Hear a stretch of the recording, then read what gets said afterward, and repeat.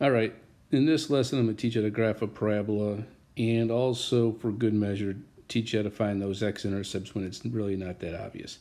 But let's get to know the parabola. Do you see this right there? That negative sign means this parabola is opening down, and then over here, that's going to be my y-intercept. So let's just keep that in mind.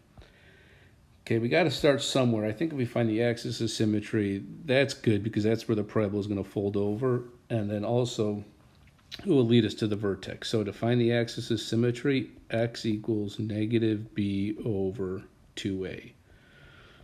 Okay, so it's negative something over 2 times something. My b value is 4 because it's the number in front of the x. So let's pop in a 4 there. And the a value is what's in front of the squared term, which is a negative 1. Okay, so let's pop in negative 1. X equals negative 4 over negative 2, which equals 2. Okay, so that's a good starting point. Maybe down here we could come up with our little t-chart, x and y. And the vertex is 2. I'm leaving a little space above and below. But while we're at it, let's graph that axis of symmetry. Remember, it's an equation, x equals 2. So here's where x equals 2, right there. And then it's this dotted line. Let's see if I got a steady hand. Not bad. Okay, the parabola we know will fold over that. So when I put in 2, what I got to do is pop in 2 into the original function up there. And then what is that? That's negative 4 plus 8 minus 2. So what is that? That's going to give us 2. So 2, 2. So maybe we'll just plot that vertex right now, right about right there. All right. Now I think we're going to have to give me some room to work.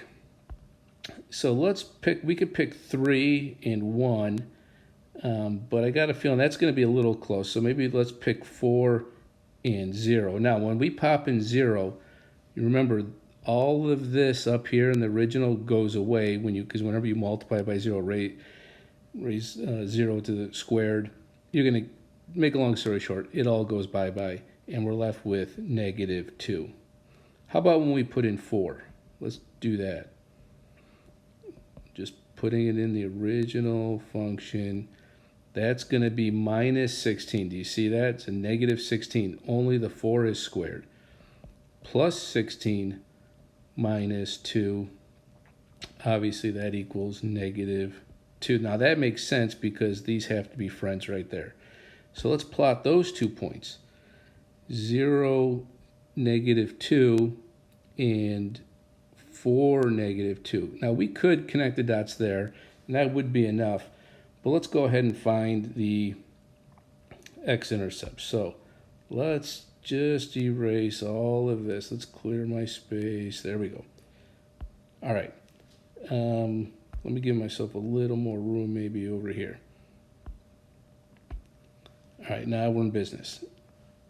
We got to use, I can tell right now that bad boy right there is not going to factor. So we're going to use the quadratic formula. X equals negative b plus or minus the square root b squared minus 4ac. The entire thing is over 2a. X equals, again, I'm putting stuff in parentheses, minus 4 all over 2a. So let's list the ABCs. So we don't take any chances. A is negative 1, B is 4, and C is equal to negative 2. So my B value is 4, so I pop that in there. My A value is negative 1, so I put the negative 1 in there and there. C value is negative 2. X equals negative 4 plus or minus. Now we could do this in your head or in a calculator. That's 16, and I got 3 negatives, so it's going to be minus 8. So 16 minus 8 is 8 all over negative 2. Okay, so let's break this into 2 because we're just going to get approximate answers. So when you put in -4 plus square root of 8 divided by -2, you're going to get about 0.59. You get the calculator out, test it on yourself. And then we can do -4 minus square root of 8 divided by -2, and that's going to be about 3.41. So now we can, let's come back over here and plot those points. Let me get it on the screen. Okay. Let's get my green out. So about 0.59. Remember, it's 0.590 and 3.410 because they're x-intercepts. So you just got to do a little estimating. I'm going to guess right about there. Not bad. And then the other one's about 3. So 1, 2, 3.5. And then you create your parabola. Remember, it doesn't go straight up and down. You want a little bit of a curve there so you can come in and finesse it later. At any rate, there's the graph of the parabola. Y equals -x squared plus 4x minus 2. Take a